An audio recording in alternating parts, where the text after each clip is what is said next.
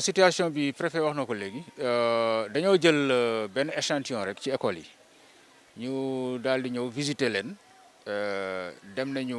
Nioro Sud par exemple foofu collège la collège d'enseignement moyen fekk nañu personnel bi ñoom ñëpp ñu nga foofu teew élèves yi peut-être am na ñu ñëw mais ñëpp teewuñu donc foofu cours yi démarré gul ni ñu ko bëggee waaye nag comme personnel bi yëpp ngi ci sur place ñun recommandation forte bi ñu def rek mooy que ni même avec ñaari élèves na nit ñi tàmbali jàngale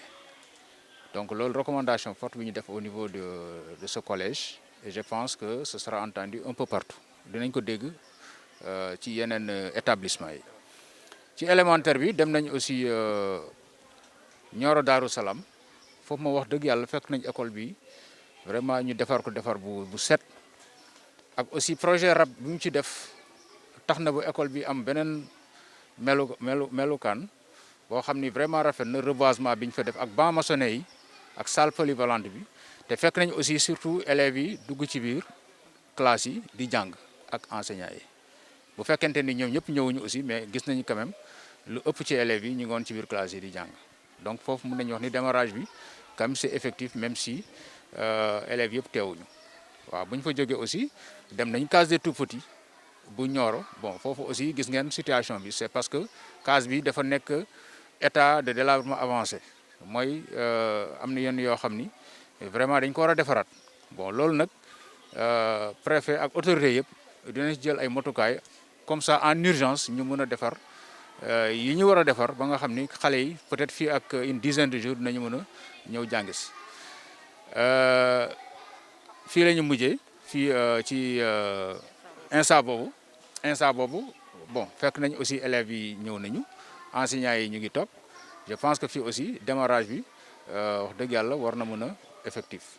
bon c'est encore timide mais on espère que ni fii ak lundi lépp dina normal ba nga xam ni jàngale mi daal dina démarrer nu mu waree. effectivement recensé nañu fukk ak juróom-ñeent écoles yoo xam ni am nañ ay jafe-jafe ay dégâts yoo xam ni causé nañ ko mooy vent boobu amoon le 7 juillet ngelaw lu metti boobu amoon dafa naawal toiture yu bëre ci yenn classes yi alors loolu recensé nañ ko ci département bi bon am na ci commune Porokhane am na aussi ci commune Wack Ngouna surtout ak quelques écoles ci commune Médina Sabakh am na yoo xam ni taxul ñu bañ a démarrer cours yi parce que yàqu-yàqu bi vraiment nekkul loo xam ni dina tax ba jàng mi du démarrer mais am na yoo xam ni comme boo jëlee par exemple école Kër Yoro Xoja c'est ça école boobu non seulement toiture yi dañoo naaw mais fil électrique yi sax dañoo daanu ci biir école bi de sorte que ni kooku moom il va falloir que ñu jël ay mesures yu leer pour wax dëgg yàlla fii ak ay semaine ñu mën a démarrer cours yi foofu moom cours yi dafa mën a démarrer dañ koy wax rek mu leer donc le sous-préfet aussi saisir nañ ko ak autorités yi ñoom dinañ ci taxaw bu soobee yàlla cours yi mën a démarrer dans la semaine donc loolu mooy situation ci département bi mais envoyé nañ ko autorités yëpp